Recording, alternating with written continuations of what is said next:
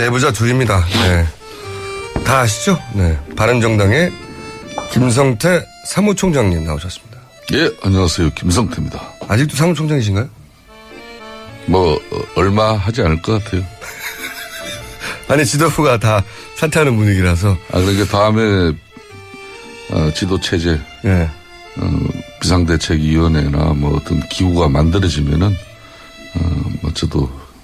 던질 평의원으로 다시. 자. 더불어민주당에 아무런 직책은 없지만 가장 잘 나가는 안민석 의원 나오셨습니다. 네, 안민석 의원입니다. 네. 눈빛이 오늘 초롱초롱 하시는 걸 보니까 뭔가 수류탄 같은 거 들고 오신 것 같은데요? 제가 이번에. 네. 들고 오셨구나. 독일에서. 네. 그 독일 동포 한 분 어르신을 만났어요. 그분이 80년대부터 최순실을 이제 도왔던 분인데. 네. 이 어른께 제가 이렇게 물어봅니다.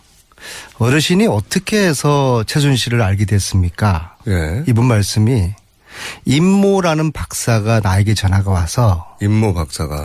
삼성 장군의 딸이. 삼성 별 3개짜리 장군의 딸이. 독일 가니까. 잘 좀 도와줘라. 처음에는 최순실 씨가 본인을 삼성 장군을 딸로 소개했군요. 예. 그랬던 모양이에요. 아니, 임 박사라는 분이 독일의 그 어르신에게. 예. 그래서 도와주게 됐다는 건데요. 임모 박사로부터 들었다. 그러면 아마 이제 임모 박사 그분은 최순실의 어떤 후견 역할, 이제 그런 관계로 볼 수가 있겠죠. 그러니까 독일 교민에게 처음 최순실을 소개하고 독일에 정착하도록 만들어준 사람이 임모 박사였다. 네, 그렇죠. 네, 그런데요. 그분의 사위가 부장판사인데요. 현재 부장판사다. 네. 네, 현재 부장판사다. 이모 부장판사인데요. 이모 부장판사인데. 이분이. 예. 이분께서 지금 삼성 이재용 재판에 뇌물죄를 다루는 이재용을 실형을 때릴 건지 무죄를 줄 건지 그것을 재판하는 담당 부장판사. 책임 판사입니다. 즉 말하자면은 최순실 후견인이었던 임모 박사의 사위가 이재용 재판을 다루는 부장판사다. 책임 판사입니다. 이게 우연의 일치입니까? 우연의 일치길 바라겠습니다. 우연이라 할지라도 이거는 공정성에 시비가 크로스체크된 있을 거죠. 수밖에 없습니다. 제가 지금까지 이야기한 거. 네. 박근혜가 대포폰을 사용했다. 네. 사실이었습니까? 허위였습니까? 사실이었습니다. 장시호가 최순실의 아바타에다 10월 26일 날 이 방송에서 사실이었습니까? 허위였습니까? 네, 사실이었습니다. 정유라가 입시를 부정으로 들어갔다. 사실이었습니까? 허위였습니까? 사실이었습니다. 네. 장유라가 국가대표를 부정으로 되었다. 사실이었습니까? 허위였습니까? 그건 명확하게 밝혀지진 않았습니다, 아직.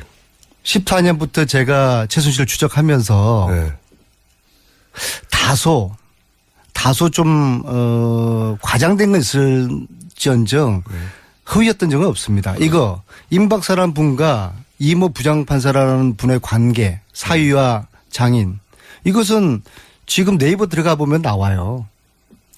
이름은 제가 실명을 안 밝히겠습니다. 임모 박사가 현 41년생이고요. 41년생. 네, 이재용 부회장 재판의 담당 부장판사의 장인인 것은 팩트고 네. 여기서 이제 남아있는 부분은 임모 박사가 최순실 씨가 독일로 처음 진출할 때 독일 교민에게 이러이러한 사람이 간다고 소개해 준 사람이 맞느냐 이게 이제 남은 거네요. 근데 그 이야기는 그 전화를 받은 독일 교민한테 직접 돌아오신 거고. 그럼요. 대체로 맞네요. 안민석 의원이 지난 3년 동안 자기 사비를 거의 다 써가면서 이 최순실 일가들의 국정농단을 이렇게 조사하고 또 많은 정보를 수집하는 과정에 특히 독일은 저도 한번 다른 일로 같이 갔었는데 네. 안민석 의원은 벌써 독일 내에서도 상당한 네트워크를 가지고 있더라고요. 놀랍게도. 그걸 어떻게 해서 그 네트워크가 구축됐는지 그것도 수사 대상은 대상입니다. 아니, 사무총장님께서는 지금 집안 싸움이나 지금처럼 잘 좀 제압하시고요. 지금 유승민하고 김무성기하고 지금 막 내전이 붙었는데 사무총장님께서 이걸 수습하시느라고 정신이 없으신데 뭐 며칠 전에도 제가 그렇게 들었어요. 다 수습된 큰 거죠. 싸움이 붙을 뻔했는데 네. 사무총장이 지혜롭게 잘 이걸 수습을 했다라고 사무총장님이 그러는데 지혜롭게 마이크를 던져가지고 모두를 제압하고 아니에요? 지금 그런 일, 아닙니다. 그런 거 제가 사실이 확인을 아니에요. 했는데 네. 우리 사무총장님께서 양쪽을 잘 이렇게 조정을 해서 일단 수습을 했는데 근데 제2의 제3의 또 내전이 있을 수 있으니까 사무총장님께서는 그쪽 집안일이나 잘 챙기시고 아무튼 제가 지금 아니, 이 그 부분은 이야기를 하는 설명해서 것은 잠깐만요. 설명 좀. 네. 뭐 좀 당내 갈등이 있는 걸로 비춰지고 있습니다만은 뭐 아무래도 신생 정당이니까 당의 진로나 또 후보 선출 과정이라든지 비대위원장 누가 할 거냐. 더군다나 당 지도부가 일갈 다 사퇴가 된 마당이니까 네. 언들이 상당히 그 예민해져 있죠. 네. 뭐 그런 측면에서 당의 자원 중에 뭐 이렇게 삼지대 협상이라든지 또 당의 예연을 확장하는 그런 노력에 네. 김무성 전 대표가 뭐 적임자다. 그런 네. 정치적 역할과 역량이 있는 사람이면 그런 사람 세우자는데 또 뭐 반대도 있는 것이고 네. 이거는 정당 내에서 뭐 그러고 고성고원에 뭐 소리 좀 나고 그런 거고 고성 좀 하셨죠? 뭐 그러다 보면은 그걸 이제 말긴 자꾸 그렇게 학살하지 마세요. 학살. 그 동료 의원들끼리 예. 가까운 뭐 그 연들끼리 예. 좀 뭐 소리도 좀 지르고 그걸 또 제지하고 제어하는 과정에 네. 또 소리도 좀 있어 보이는 거고 뭐 마이크가 넘어가고 그런 거지. 아, 던진 게 아니고 그게 마이크 혼자 그걸- 넘어갔구나. 그걸 그런 식으로 그러니까 그런 상황을 가지고 외부에 이렇게 또 왜곡되게 알려낸다거나 아무리 이 판이 아수라판이라도 그게 뭐 내부 집안 이야기를 무슨 나와서 좋은 공개적으로 일이라고 방송에서 하는 거는 그런 굳이 그 남의 상도덕에 집안 일에 그 별로 좋지도 않은 상도덕에 일을 가지고 위배되는 거고요. 우리 그거는 김어준 또 그걸 또 부장장 즐기는 또 그런 걸 즐겨요. 김총수도 그건 상당히 지금 뭔가 지금 이성을 잃었어요. 네. 이성을 찾으시고. 죄송하지만 아니, 이게 지금 중요한 게 아니라 제가 이 죄송하지만 좀 아침에 재밌긴 합니다. 이 아침에 제가 그런 재미 즐기시려면은 이 방송은 이재용 본질을 아는데. 재판 공정성에 대한 지금 아, 이건 의구심을 폭탄인데요? 제기를 하는 거니까. 아, 물론 사회라고 해서 반드시 그 영향을 과거에 예를 들어서 절대로 장인과의 관계가 이 재판에 영향을 미칠 거라는 것도 분명히 그 예단이죠. 저는 절대로 예단이긴 결코 한데 법원에서 좀 놀랍긴 합니다. 그 임모 박사의 사위가 이재용의 재판의 책임 판사로 배정된 것은 결코 단언코 의도적이지는 않을 거라고 봅니다. 네. 어떻게 이거를 이렇게 의도를 했겠어요? 아무리 삼성의 힘이 크더라도 어떻게 이 판사 배정조차도 삼성이 의도해서 기획해서 이런 어마어마한 무시무시한 일을 했겠어요? 절대로 그렇지 않다고 아니, 저는 믿습니다. 않다고 믿습니다만은 네. 그러나 네. 공정성에서는 네. 시비가 있게 되는 거죠. 이거 굉장히 큰 우연이긴 하네요. 이건 상상도 못했는데 왜냐하면은 서류상으로는 드러나지 않는 거군요. 절대로 서류상으로 임모 박사가 최순실 독일 정착을 위하여 최초로 도와준 그 교민에게 전화했던 양반이다 하는 게 저는요, 서류상에 드러날 리가 있나요? 이 게이트 국면에 예. 순간순간에 저에게 영감을 주는 애들이 있어요. 세월호 애들입니다. 이거 역시도 예. 정말 이런 사실을 제가 어떻게 확인하겠어요?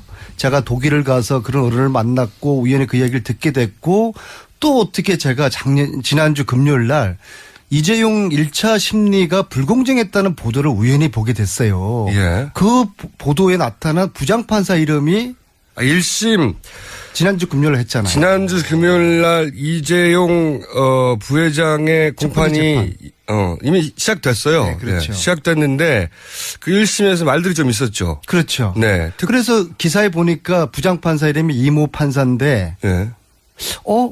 나 들었던 이름인데 그래서 그 확인을 해보니까 임모 박사의 사위 그 이름하고 일치하더라고요. 그 우연히 알아요. 그럼요. 진짜 섬뜩한 거죠. 이거는 오로지 안민석 의원은 촉 하나로 아니죠. 거예요. 영감이죠. 저는 용감. 네. 시호를 맞춘 거라든지 유라 관련된 거라든지 순간순간 제가 텍사스 사막에 숨어 있는 간호장교 조대를 어떻게 찾았겠어요. 어떻게 찾으셨어요? 진짜 순간적인 영감이었어요. 텍사스가 막 떠올랐어요, 머릿속에. 그러니까 이건 말로 설명이 안 돼요. 저분도 또 최순실하고 좀 비슷한 그런 게 있네요. 아니, 그러니까 제가 박근혜 대통령 쓰던 의원회관 620호를 좀 쓰고 있거든요. 그래요? 박근혜 대통령이 받아야 될 우주의 길을 제가 받는 것 같아요. 그런 그 우주의 길은 좀 정의로운 걷지 마세요, 지금 정의로운 우주의 길을 말하는 거래요, 그죠? 자신은. 그렇죠. 이거 불의와 맞서는. 야, 이건 정말 의외의 커넥션이네요. 의외. 그때 인연이 이 재판에 영향을 미친다. 제가 오늘 말하고자 하는 게 아니라. 이 방송에 오기까지 이 말씀을 드려야 할지를 정말 고심을 했어요. 오늘 새벽 3시에 일어났어요. 왜냐하면은 이게 무서운 거 아니에요. 그래서 그러나 결국엔 제가 본인의 촉에 이건 좀 알려야 된다. 국민께 그걸 알리고 이 재판이 공정하게 돼야 되는 거잖아요. 재벌이라고 해가지고 봐주고 그러면 안 되잖아요. 그래서 안 되죠, 공정한 당연히. 재판을 위해서 이 사실을 알려드려야 되겠다. 야, 이 커넥션은 혹시 동명이인은 아니고요? 아닙니다. 아니에요? 네. 확실해요? 네. 아마 이제 의원님이 이렇게 얘기했으니까 기자들의 취재가 잇따르겠네요. 네. 정의로운 기자들이 잘 취재를 해 주시길 바라겠습니다. 자, 그건 그거고요. 바른정당의 이제 그러면 비대위원장은 빈 채로 가는 겁니까? 당분간? 뭐 그 부분은 정상적인 정당 체제로는 지도부가 일괄 총괄 사태가 되면은 바로 비상 조직인 비대위가 꾸려져서 누군가 데려오잖아요, 보통. 외부에서 영입할 수도 있고 내부에서 이렇게 채울 수도 있는데 그 부분이 지금 현재 불투명해졌어요. 그러니까 당내 사정은 이제 후보 선출을 위한 그 경선 관리 일정이 얼마 안 남았으니까 이제 후보가 선출되어지면은 선거 관리 선대위 체제, 선거대책위원장 체제로 당 전체가 선대위 체제로 가자 한마디로 말하자면 뭐 그런 건데 뭐 총장으로서는 뭐 이런 거죠. 당무는 당이고 또 후보 선거 지원 일은 지원 일이고 이런 겁니다. 그러니까 그럼 예를 들어 유승민 전 대표가 당의 후보가 되는 순간부터는 당 전체가 유승민 후보 당선을 위해서 뛰는 건 당연하지만 당 전체가 선대위 체제가 되고 유승민 후보의 선대위원장이 당을 움직이는 게 되는 거예요. 보통 뭐 이런 큰 선거 때는 정당이 후보가 선출되어지면은 후보 중심으로 그렇지만 당대표는 따로 있죠, 보통은. 모든 지원과 또 뭐 일이 다 글로 집중될 수밖에 없죠. 그렇지만은 일상적인 또 정당 구조는 유지되어야 돼요. 중요한 의사결정이라든지 의결은 그 당대표 이런 최고 결정에서 당대표가 없을 때는 이제 비대위라고 그러죠. 비대위 위원장이 그걸 판단하고 결심하는데 그 기능이 이제 문제가 생기죠. 어쨌든 김무성 전 대표는 이게 안 하는 걸로 결론이 난 거죠. 제가 볼 때는 김무성 전 대표는 이분은 박근혜 전 대통령 탄핵 이후에 자신의 정치적 의미를 크게 이제 찾지 않는 것 같아요. 할 일 보면은 일단 이 국면에서 할 일 다 했다. 뭐 본인으로서는 말 그대로 백의종군이라는 게 뭐 자신으로는 정치적인 어떤 그런 욕심이나 또 정치인으로서 가지는 그런 뜻, 야심을 다 버린 것 같아요. 어떻게 보면. 저렇게 훌륭한 사무총장이 있는 바른정당이 최소한 이 국면에서는 버린 것 같다는 거죠.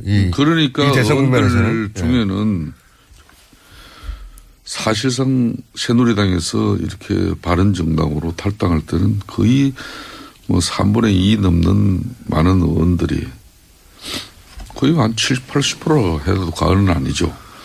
김무성 전 대표를 상당히 신뢰하면서 따라왔다고 과언이 아닌데 막상 이분이 사실상 박근혜 대통령 탄핵 이루어지고 난 이후로는 목표 의식을 잃어버렸어요? 굳이 뭐 목표 의식이라고까지 단정 규정하지는 않습니다만은 좀 자신의 정치적 어떤 그런 뜻이나 뭐 의지 이런 게 안 보여요 별로. 그러니까 그분을 많이 신뢰하고 따랐던 뭐 이 동료 의원들은 네. 바른정당이 지금 지리멸렬하잖아요. 네. 그래서 좀 흔히 말하는 삼지대 협상도 고문으로서 거기 가서 참여하고 누굴 만나고 이런 모습보다는 네. 바른정당의 실질적으로 당력을 가지고 흔히 말하는 당권을 가지고 책임 있게 나서는 거하고는 하늘 땅 차이거든요. 그리고 이제 뭐 자유한국당이든 여기 탄핵 찬성한 의원들을 다시 영입해 오는 그런 여러 가지 노력이라든지 이런 사실상 김무성이라는 사람 한 사람 나서면은 기자들이 따라 붙는 숫자가 달라져요. 네. 그럼에도 불구하고 본인이 그런 일들을 극구 이렇게 거부하고 전면에 나서 물론 모르겠어요. 전체 우리 바른정당 의원들이 뜻을 하나로 모아서 요청하면 또 상황은 달라질 거로 보는데 막 그것도 용이치 않고 그러다 보니까 뭐 그런 측면에서 본인이 의지를 별로 안 가져요. 김무성계는 사실상 와야 되고 있는 중입니까? 사실상 바른정당은 김무성계 없습니다. 제가 단호하게 이야기합니다. 사무총장님은 김무성계를 저도 오늘 이 방송을 통해서 이제 분명히 밝힙니다. 바른정당은 예. 개파 개보 있어서는 안 됩니다. 예. 제가 3년 전에 정말 박근혜 정권에서 어렵게 용기를 내서 박근혜 대통령이 지지하지 않는 그런 주로는 항상 저렇게 이야기하는 거예요. 개파 없다. 이렇게 이야기하는 이번에 분명히 선언합니다. 김무성 자신이 뭐 개파 개보를 전혀 생각하지 않고 뭐 이런 무미한 어떤 행동을 하시는 거는 절대 저런 방식으로 하면 사람이 붙을 수가 없어요. 그러니까 김무성계가 있었을 수도 있지만 이제 와해 사라지고 있다. 이제 와해라기보다는 네. 본인이 대통령 탄핵 이후에는 어떠한 뭐 정치적인 그런 행위 자체를 생각지 않고 있는 거죠. 자, 그럼 이 기회에 김성택에 출범하나요? 탄생? 그건 제가 말씀드려줘야죠. 예. 어떻게 보십니까? 제가 뭐 바른정당의 나머 집안일이라 가지고 언급하고 싶지는 않지만 언급 많이 김성태 하시면서. 사무총장이 계시기 때문에 네. 관심을 안 가질 수가 없는데요. 이 내부는 김성태 사무총장을 비대위원장으로 앉히면 깔끔히 끝나는 건데 그런 신의 한 수를 아무도 모르는 것이죠. 이게 참 미스터리지 않습니까? 저렇게 훌륭한 분이 사무총장에 계시는 바른정당이 지지율을 5%를 넘지 못하고 있는 게 이게 희대의 미스터리 아니겠습니까? 근데 이렇게 만면에 웃음을 바른정당이 네. 이 난국을 헤쳐나가기 위해서는 박쥐 아세요? 박쥐? 박쥐 정당에서 탈피해야 되는 거예요. 박쥐가 예? 낮에는 내발 동물이고 밤에는 저 새라고 그러는 거 아닙니까? 아니, 도와주신다고. 합리적 개혁을 지향한다고 그래가지고 바른정당이 저 순실당으로부터 뛰쳐나와 놓고서 어제는 순실당하고 개헌하자고 또 손잡고 개헌한다는 이야기는 순실이 당을 부활시켜 주겠다는 거거든요. 이렇게 박쥐정당이 되니까 국민들이 바른정당을 그래서 바른정당, 박쥐정당 발음도 비슷하네요. 그래서 그러니까 박쥐정당 되면 안 되는 거예요. 그래서 대통령 안민석이- 사법 처리하라고 그러시고 최순실 재산 몰수하라고 그러시고 국가 개혁하자고 그러시고 이게 지금 합리적인 안민석이 보수 정당의 그래서 길입니다. 끝까지 들어야 되는 거예요. 끝까지 들어야 돼. 봐요. 제가 가만히 있으니까 그냥 박쥐 정당으로 부정짓고 저는 동료위원회에 대한 엄청난 아무리 방송이지만은 아니 어제 왜 그 순실이 당하고 손을 잡으셨어요? 그 부분은 지금 현재 이제 정권 탈환을 목전에 둔 이제 민주당 입장에서는 솔직히 별로 좀 탐탁치는 않죠. 왜 그런가 하면은 뭐 국민의당, 바른정당, 자유한국당 이렇게 해서 한 150석이 넘게 개헌 발의를 할 수 있기 때문에. 발의까지 할 수 있죠. 예. 네. 그러면은 사실상 200석이면은 이제 되는 겁니다. 요건이 갖춰지는 건데 그런 측면에서 우선 문재인, 안철수 두 후보가 공식적으로 이걸 반대하는 입장을 표명하고 있기 때문에 사실상 개헌 실행 가능성은 거의 사라지고 있다고 보도 저는 간이 그렇죠. 아니라고 봅니다. 네. 대선 전에 개헌은 현실적으로 안 쉽지 되죠. 않아요. 그건 불가능하죠. 그런데 네. 그런데 왜 순실이 당하고 아무리 개헌을 하자고 뭐 그러셨어요. 제적 3분의 2 이상의 찬성을 필요로 한다고 하지만은 저 개인적으로도 자유한국당을 좀 뭐 이 대선 과정에서 지금 자유한국당 내에서도 좀 이런 손실이 세력을 좀 지원했던 그런 허리 마르는 인사들과 뭔가 순실이 당으로 결별을 하고자 순실이 세력이 아니라 순실이 당으로 그냥 표현한 사석에 사시던 그런 노력을 표현을. 하고 있는데 예. 그렇게 되면 웬만큼 정리가 돼요. 예. 그럼 그 정리된 세력들과 이 개헌 추동 세력으로 우리가 연대를 해도 되는데 뭐 사실상 자유한국당에는 지금 이 사람 저 사람 다 있잖아요. 그러니까 그 지적을 하는 건데. 아니 근데 지금은 개헌이 아니라 개혁이 방점인데요. 지금 보세요. 이 스튜디오에도 한 10분 정도가 있는데 개헌이 대통령 중심대도 되고 의원 내각제일 수도 있고 의원 집정부일 수도 있는데 사람들은 다 틀려요. 국회의원 300만 명마다 다 틀려요. 이것을 2달 후에 개헌이 가능합니까? 다 틀렸는데, 그러니까 저는 뭐 전선을 만드는 슈퍼맨도 하지 못할 일을 지금 하자고 나서는 것은 결국엔 다른 노림수가 있는 것이고 오해의 여지가 있을 수밖에 없는 것이 정말 말하자면은 이제 안 될 것 같으니까 정권을 이제 못 잡을 것 같으니까 나눠 먹어보자는 이제 그런 거예요. 그런 아주 불순한 의도가 있죠. 이게 바로 최순실식입니다. 이게 명분은 좋죠. 아니 개헌해야 되죠. 누가 반대합니까? 근데 그 속에 이제 사익이 있는 거예요. 당리당략이 있는 거예요. 이런 식으로 최순실을 닮아가면 안 되고요. 벌써 우리 안민석 의원의 이제 톤 자체가 달라졌어요. 이제 벌써 집권당 그 사선으로서의 딱 스탠스가 잡히네 벌써 보니까. 예? 아니 근데 문제는 이 아직까지는 와중에 좋아요. 문재인 대통령이 예? 문재인 전 대표가 대통령이 되고 난 이후에 아니 그럼 우리가 안희정이 후보가 될 수도 있어요. 되고 난 이후에 지금 이재명 도지사 될수 안민석 있습니다. 의원이 그런 예. 이야기를 한다 그러면 안철수 대표가 이해가 될 수도 돼요. 있고. 예. 그런데 분명히 아직까지 지금 더불어민주당은 야당이에요. 그것도 제1야당이에요. 제1야당이 벌써로 이 집권당의 사선 의원처럼 딱 이렇게 말씀하시면은 그거는 안민석 의원이 지금까지 걸어온 그런 길하고는 맞지 않죠. 그거는 좀 반성하실 용의가 없어요? 예?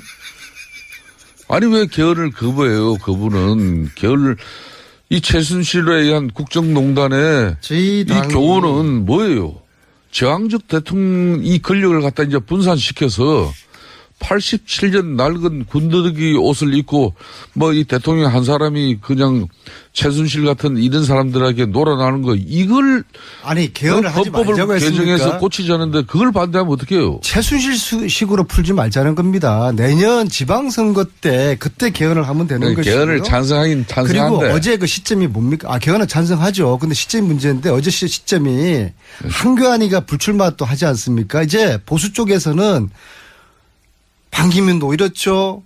한교안도 이렇죠. 패가 없는 거예요. 완전히 이제 자포자기 상태에서. 홍준표 도지사 있잖아요. 홍준표 도지사. 뭐 그분 되면 저희들은 뭐 속으로 땡큐죠. 근데 그러니까. 지금 자포자기 상태에서 되지도 않은 일을 이렇게 툭 던져가지고 이게 국민들은 안중에 없는 거죠. 국민들도 5천만이 개헌의 방식에 대해서 다 틀려요. 이걸 어떻게 올 9일 날 이걸 개헌 투표를 합니까? 이야기만 해봅시다. 그래도 명색이 일국의 대통령이 탄핵된 이 시점에 한국을 개조해내지 않으면은 또 다음에 어려워요. 역대 대통령들이 선거 전에 개헌 약속 다 철저하게 국민들 앞에 그 강하게 공약하고 약속해놓고 막상 대통령 당선되고 난 이후에 이 제왕적 대통령제의 이 한의와 기쁨, 예? 이런 엄청난 힘을 가지고 누가 개헌한 사람 봤습니까? 다 개헌을 다 어떻게 해든 물거품으로 만들었잖아요. 심지어 DJP 연합 같은 경우도 이거는 내각제 하겠다고 손잡고 선거 치른 거예요. 그런데 그 내각제 하겠다고 손잡고 치른 대통령이 당선되니까 DJP 내각제 그냥 물거품 됐잖아요. 그게 한국 정치 현실인데 우리 저 안민석 의원께서는 저런 분이 또 대통령 되면 저는 약속 지킬 거라고 보지만은 예?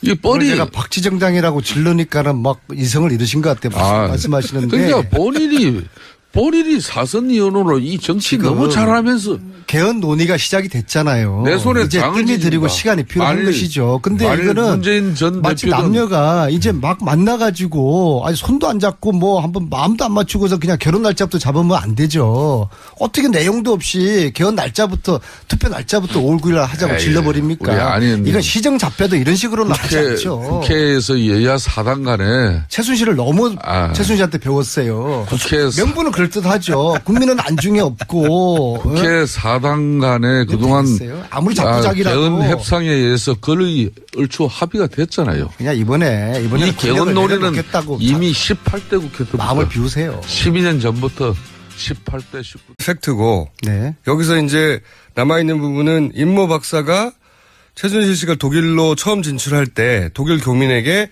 이러이러한 사람이 간다고 소개해 준 사람이 맞느냐 이게 이제 남은 거네요. 근데 그 이야기는 그 전화를 받은 독일 교민한테 직접 네. 들어오신 거고. 그럼요. 대체로 맞네요. 안민석 의원이 지난 3년 동안 자기 사비를 거의 뭐 다 써가면서 이 최순실 일가들의 국정농단을 이렇게 조사하고 또 많은 정보를 수집하는 과정에 특히 독일은 저도 한번 다른 일로 같이 갔었는데 네. 안민석 의원은 벌써 뭐 독일 내에서도 상당한 네트워크를 가지고 있더라고요. 놀랍게도. 그걸 어떻게 해서 그 네트워크가 구축됐는지 그것도 수사 대상은 대상입니다. 아니, 사무총장님께서는 지금 집안 싸움이나 지금처럼 잘 좀 제압하시고요. 지금 유승민하고 김무성기하고 지금 막 내전이 붙었는데 사무총장님께서 이걸 수습하시느라고 정신이 없으신데 뭐 며칠 전에도 제가 그렇게 들었어요. 다 수습된 큰 거죠. 싸움이 붙을 뻔했는데 네. 사무총장이 지혜롭게 잘 이걸 수습을 했다라고 합니다. 이게 우연의 일치입니까? 우연의 일치길 바라겠습니다. 우연이라 할지라도 이거는 공정성에 크로스 체크된 시비가 있을 거죠. 수밖에 없습니다. 제가 지금까지 이야기한 거 네. 박근혜가 대포폰을 사용했다. 네. 사실이었습니까? 허위였습니까? 사실이었습니다. 장시호가 최순실의 아바타에다 10월 26일 날 이 방송에서 사실이었습니까? 허위였습니까? 네, 사실이었습니다. 정유라가 입시를 부정으로 들어갔다. 사실이었습니까? 허위였습니까? 사실이었습니다. 네.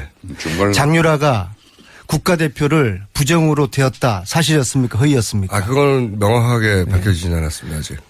14년부터 제가 최순실을 추적하면서 네.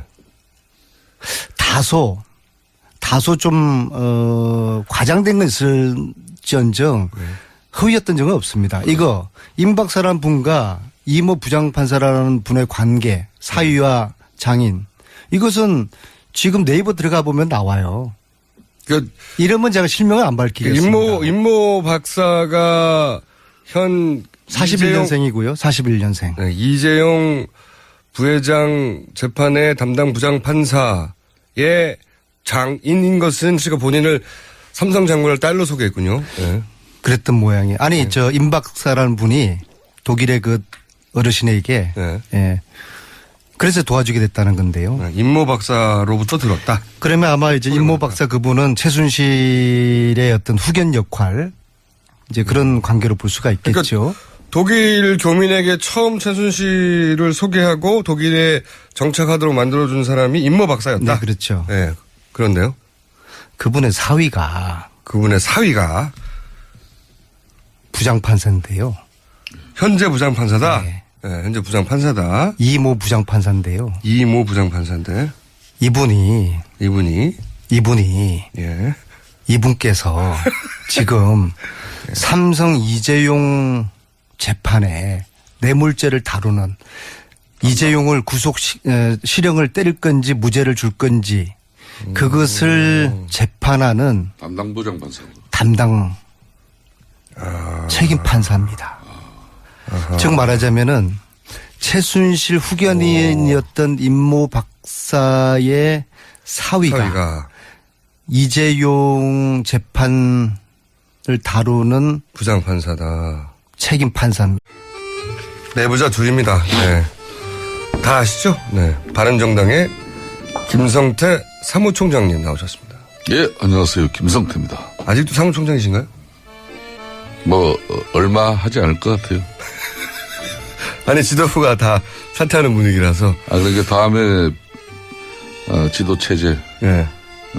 비상대책위원회나 뭐 어떤 기구가 만들어지면은 뭐 저도 던질 계획. 평의원으로 다시. 자, 더불어민주당에 아무런 직책은 없지만 가장 잘 나가는 안민석 의원 나오셨습니다. 네, 안민석 의원입니다. 예. 눈빛이 오늘 초롱초롱 하시는 걸 보니까 뭔가 수류탄 같은 거 들고 오신 것 같은데요? 제가 이번에 네. 들고 오셨구나. 독일에서 예. 그 독일 동포 한 분 어르신을 만났어요. 그분이 80년대부터 최순실을 이제 도왔던 분인데 예. 이 어른께 제가 이렇게 물어봅니다. 어르신이 어떻게 해서 최순실을 알게 됐습니까? 예. 이분 말씀이 임모라는 박사가 나에게 전화가 와서 임모 박사가 삼성 장군의 딸이 삼성 별 3개짜리 예. 장군의 딸이 독일 가니까 독일 가니? 잘 좀 도와줘라. 처음에는 최순실 실장님이 네. 지혜롭게 마이크를 던져가지고 모두를 제압하고 아니에요? 지금 그런 일, 아닙니다. 그런 것도 제가 사실은 확인을 아니에요. 했는데 네. 우리 사무총장님께서 양쪽을 잘 이렇게 조정을 해서 일단 수습을 했는데 근데 제2의 제3의 또 내전이 있을 수 있으니까 사무총장님께서는 그쪽 집안일이나 잘 챙기시고 아무튼 제가 지금 아니, 이 그 부분은 이야기를 하는 설명해 것은 잠깐만요. 설명 좀. 네. 뭐 좀 당내 갈등이 있는 걸로 비춰지고 있습니다만은 뭐 아무래도 신생 정당이니까 당의 진로나 또 후보 선출 과정이라든지 비대위원장 누가 할 거냐? 더군다나 당 지도부가 일갈 다 사퇴가 된 마당이니까 네. 의원들이 상당히 예민해져 있죠. 네.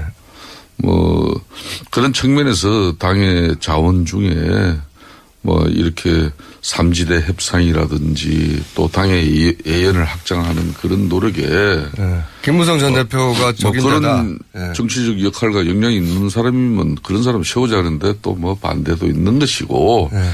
이거는 정당 내에서 뭐 그러고 고성고원에 뭐 소리 좀 나고 그런 거고 고성 좀 하셨죠? 뭐 그러다 보면은 그걸 이제 말긴 자꾸 그렇게 학살하지 마세요. 학살. 그 동료 의원들끼리 예. 가까운 뭐 의원들끼리 예. 좀 뭐 소리도 좀